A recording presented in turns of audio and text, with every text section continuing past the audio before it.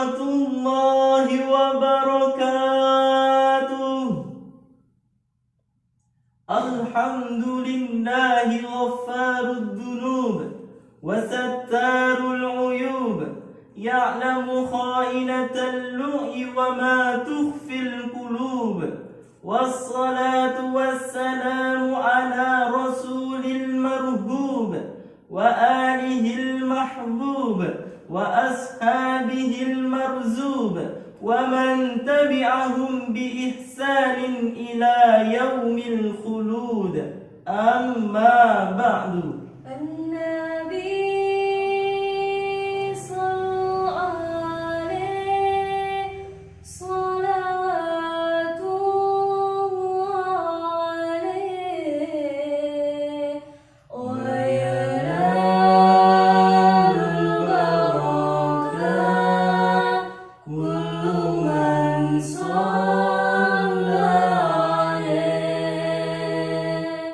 Dewan Hakim yang arif dan bijaksana, para hadirin sebangsa dan setanah air yang kami banggakan. Indonesia merupakan negara yang berfalsafahkan Pancasila, negara dengan mayoritas umat muslimnya, rasa cinta, kasih sayang yang termaktub di dalamnya. Namun sayangnya hal itu semua hanya sebatas katanya saja.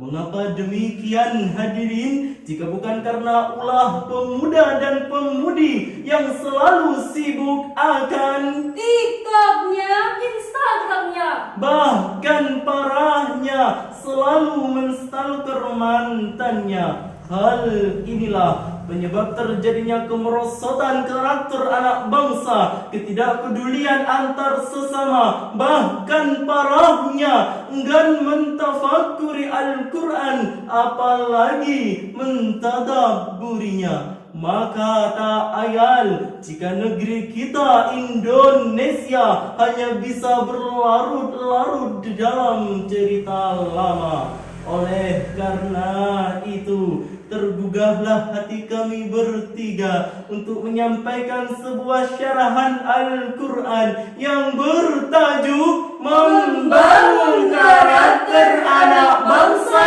dalam Perspektif Al-Quran, dengan bertendensikan syarahan Al-Quran surat Hud ayat 117 sebagai berikut. A'udzu billahi minasyaitonir rajim.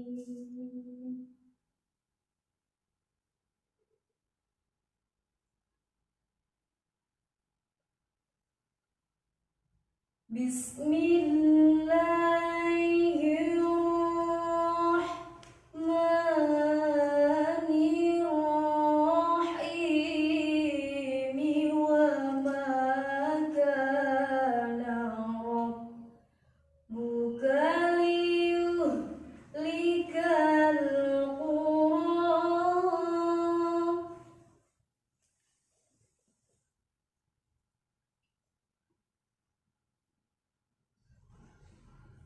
wa ma kana rabbuka liyuhlikal qura bidzulmin wa ahluha muslihun.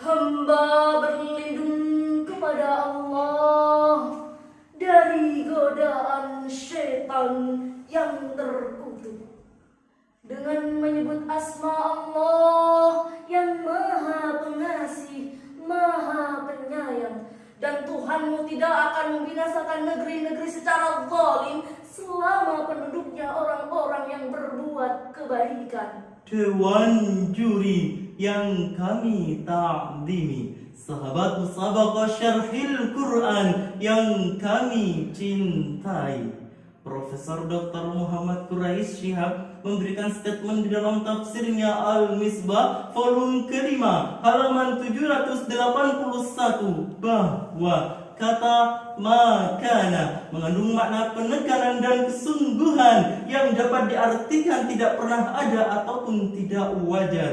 Maka tertutup sudahlah kemungkinan terjadinya hal tersebut di dalam keadaan apapun, di mana Allah tidak ada di dalam dirinya suatu rasa kezaliman. Kata muslihun merupakan bentuk jamak dari kata muslih yang berarti seseorang dituntut paling tidak menjadi orang yang salih. Sedang huruf ba yang terdapat dalam kata bidulmin berfungsi menjelaskan sebab bahwa siksa Allah turun terhadap suatu negeri bukan disebabkan kezaliman yang besar, yaitu kemusyrikan yang dilakukan penduduk itu. Namun siksa Allah tidak akan turun terhadap suatu negeri jika penduduknya senantiasa melakukan perbaikan di dalam kehidupan bermasyarakat. Syekh Dr. Salih bin Abdullah bin Humaid, sang imam besar Masjidil Haram, memberikan pendapatnya dalam tafsirnya Al-Mukhtasar bahwa siksa Allah tidak akan turun atau bahkan membinasakan suatu negeri jika di dalamnya senantiasa berbuat perbaikan. Namun Allah akan membinasakan suatu negeri jika di dalamnya tetap dengan kezaliman dan kerusakan. Lantas hadirin, apakah sikap pemuda dan pemudi kita dapat ditoleransi atau bahkan telah berada di ujung tombak kehancuran? Masih terngiang di benak kami beberapa kasus tahun yang lalu, negara antah berantah berbagai cerita calon nahkoda berdarah Tionghoa menjejakkan suara lantang padu ia suarakan Al-Quran menjadi acuan, dihina dalam konteks, diinjak-injak dalam konsep tanpa memikirkan sekitarnya. Telah diberitakan di detiknews.com Selasa 17 Februari 2022, saudara kita masyarakat rakyat Kebonjeruk Jakarta Barat diresahkan oleh ulah pelajar daripada Jakarta Timur. Mereka mencari lawan untuk mengadakan tawuran dengan kedok merayakan ulang tahun sekolah. Dilemparkanlah petasan ke atas, bahkan pula ke lawannya. Serta hadirin, masih banyak kita dapati kasus-kasus tak masuk akal yang diciptakan oleh anak bangsa tak berakal. Menangislah Ibu Pertiwi. Lantas, sesosok negeri apakah yang kita idam-idamkan selama ini jika bukan negeri yang sentosa, sejahtera, merdeka, nan jauh dari pertikaian dunia, namun kualitas anak bangsa jauh dari khayalan kita. Sallallahu ala Muhammad, sallallahu alaihi wasallam. Pemuda-pemudi, sallallahu ala Muhammad, lahir di tanah, sallallahu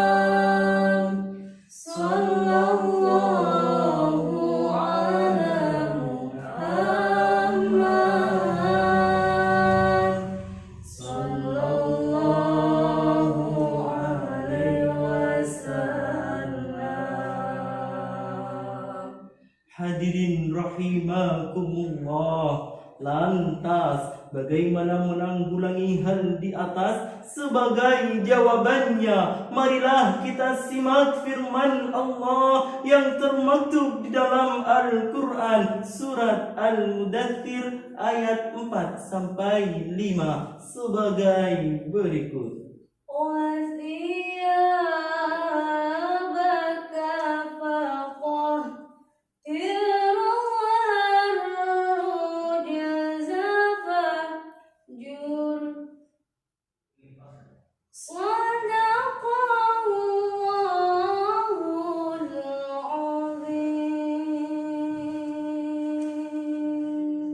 Dan bersihkanlah pakaianmu dan tinggalkanlah segala perbuatan yang keji. Maha benar Allah dengan segala firman-Nya, dan Dialah yang Maha Agung. Dewan Hakim yang kami banggakan, sahabat musabaqah Syarhil Quran, apa kabar?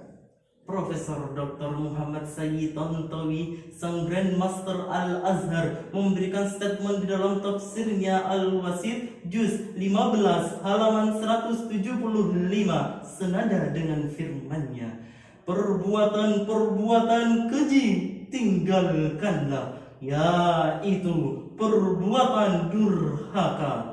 Profesor Dr. Muhammad Quraish Shihab kembali memberikan statement di dalam tafsirnya Al-Misbah volume 14 halaman 447 bahwa kata tiabun dipahami dalam bentuk majas, yaitu perintah agar supaya menyucikan hati, diri, budi pekerti dari segala macam pelanggaran yang tanpa didasari dengan perasaan. Hal ini dapat kita pahami bahwa negara kita, Indonesia, setiap hari datang bencana, bahkan setiap bulan dan setiap tahun silih berganti, bertubi-tubi.